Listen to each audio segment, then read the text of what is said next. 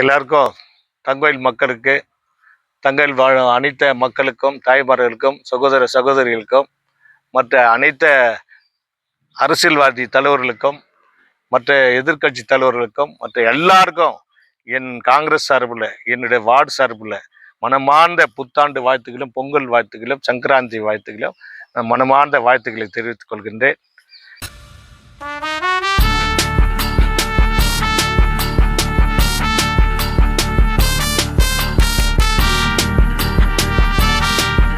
இந்த வாழ்த்து மக்களுக்கு 2005 கஷ்டம் சுகம் என்னென்ன ஆயிக்கலாம்.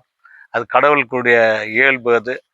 இது அடுத்து 2026 மக்களுக்கு மென்மையாக நொடியில்லாமல் செல்வத்தோடு மக்கள் பிள்ளைகள் படிப்பு விஷயத்துல சரி, எல்லா விஷயத்துலையும் சரி, மக்களுக்கு நொடியில்லாமல் நல்ல மாதிரி வாழணும்.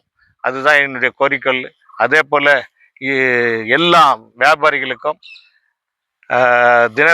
பயணியாளர்களுக்கும், ஆட்டோ ஓட்டுறவர்களுக்கும், மற்ற தாய்மார்களுக்கும், சகோதர சகோதரிகளுக்கும், அனைத்து ஆஃபீஸில் வாழும் அனைத்து நண்பர்களுக்கும், சகோதரிகளுக்கும் நான் மனமார்ந்த என்னுடைய புத்தாண்டு வாழ்த்துக்களையும், பொங்கல் வாழ்த்துக்களையும், சங்கராந்தி விஷஸ்களை நான் தெரிவித்துக் கொள்கிறேன். Wish happy new year and wish happy Pongal என்று சொல்லி, எனக்கு மக்களுக்காக சேவை செய்யறதுக்காக நான் பல வருஷமாக செய்து கொண்டுக்கிறேன்.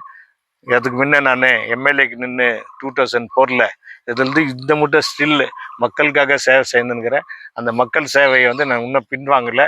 எனக்கு எப்படி கடவுள் எந்த சக்தி கொடுத்துக்கிறதோ அந்த சக்திக்காக மீண்டும் கடவுள்கிட்ட வேண்டது என்னென்னா, மக்கள் கூட நான் மக்களோட சேவை செய்யணுன்னு தான் என்னுடைய ஆசை. என்னுடைய வார்டு சார்பில், 7th வார்டு சார்பில், 7th வார்டு சகோதர சகோதரிகளுக்கும் மனமார்ந்த அவங்களுக்கும் புத்தாண்டு வாழ்த்துக்களை தெரிவித்துக் கொள்கிறேன். பொங்கல் வாழ்த்துக்களை தெரிவித்துக் கொள்கிறேன். சங்கராந்தி வாழ்த்துக்களை தெரிவித்துக் கொள்கிறேன் என்று என்னுடைய இதயபூர்வமான வாழ்த்துக்களை தெரிவிக்கிறேன். நன்றி, வணக்கம். சார், முனிசிபாலிட்டி எலெக்ஷன் வருதுங்க, அதை பற்றி ஒரு 2 வார்த்தை மக்களுக்கு என்ன சொல்கிறீங்களோ நீங்கள் சொல்லுங்கள்.